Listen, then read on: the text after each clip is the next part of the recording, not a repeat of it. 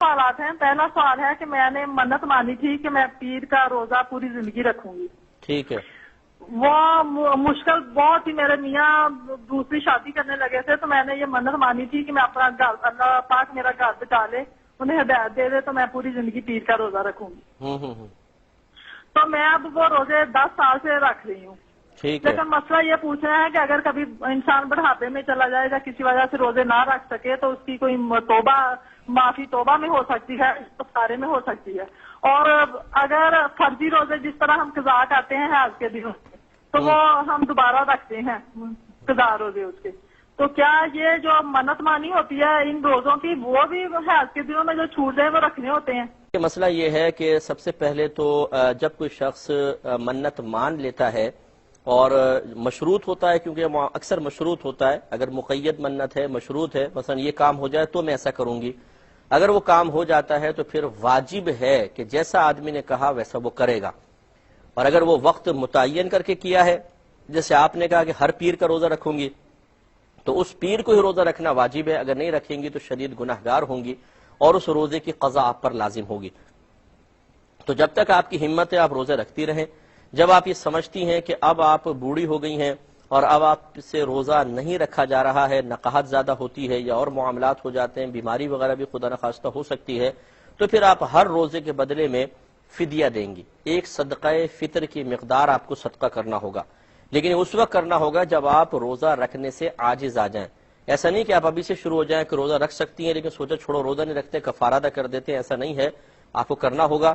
اور بالفرض اگر آپ نے نہ روزہ رکھا نہ کفارہ ادا کیا تو پھر آپ پہ واجب ہے کہ بوقت وفات آپ وصیت کر کے جائیں کہ آپ کے مال سے چھوٹے ہوئے روزوں کا فدیہ ادا کیا جائے، ضروری ہے. اور اصلاح آپ کی یہ میں ضرور کرنا چاہوں گا کہ آپ نے اللہ تعالیٰ کی بارگاہ میں عرض کی کہ اللہ تعالیٰ میرے شوہر دوسری شادی نہ کریں تو میں روزے رکھوں گی اور میرا گھر بچا لیں. دیکھیں، دوسری شادی کرنا کوئی گھر کی بربادی نہیں ہے. میں خدا نخواستہ ترغیب نہیں دے رہا ہوں کسی کو، لیکن میں بہنوں کی ایک اصلاح کے لیے عرض کر رہا ہوں. ایک یہ ہے کہ آپ اللہ تعالیٰ کی بارگاہ میں عرض کریں کہ یا رب کریم، میں شوکن کے وجود کو اپنے باطنی تقاضے کے لحاظ سے برداشت نہیں کر سکتی، تو اے مالک و مولا مجھے اس آزمائش سے بچا لے. یہ ایک الگ چیز ہے اور ایک بڑا مثبت انداز ہے. ایک ہے کہ دوسری عورت سے نکاح کرنے سے آپ کہہ رہی ہیں میرا گھر برباد ہو جائے گا، تو آپ کا گھر برباد ہو، دوسری عورت سے گھر آباد بھی تو ہو رہا ہے، اور اگر وہ نہ کریں تو پھر اس کے لیے بربادی کا سامان ہے، آپ کے لیے آبادی کا ہے. ایک تو یہ مسئلہ کہ اس کے لیے آپ نے گویا کہ بربادی کی دعا کی، اپنے لیے آبادی کی، یہ مناسب نہیں. دوسری بات یہ ہے کہ 2 شادیاں کرنا، 3 یا 4 اگر اعتدال میں ہو اور عدل و انصاف کے ساتھ ہو تو اللہ تبارک و تعالیٰ نے خود قرآن عظیم میں اس کی اجازت شوہر کو مرحمت فرمائی ہے.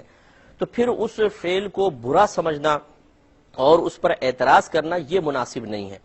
دیکھیں، میں نے آپ کو سمجھیے گا اس بات کو اچھے طریقے سے کہ ایک ہے شوہر کو اس وجہ سے روکنا کہ آپ شاید عدل و انصاف نہ کر پائیں گے، یا اپنے باطنی تقاضے کی وجہ سے کہ شاید میں سوکن کا وجود برداشت نہیں کر سکوں گی تو پھر شوہر کے حق میں مجھ سے کوتاہیاں شروع ہو جائیں گی.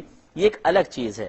اور ایک ہے کہ دوسری شادی کو برا سمجھنا، ناجائز سمجھنا، غلط سمجھنا اور گھر کی بربادی والا معاملہ سمجھنا، یا شوہر کے اوپر طنز کرنا شروع کر دینا، اٹیک کرنا کہ تم شاید عورت پرست ہو گئے ہو، تمہاری نیتیں خراب ہو گئی ہیں، تمہارے باطنی تقاضے بڑھ گئے ہیں، اس طرح اس کو ٹارچر کرنا یہ مناسب نہیں ہے.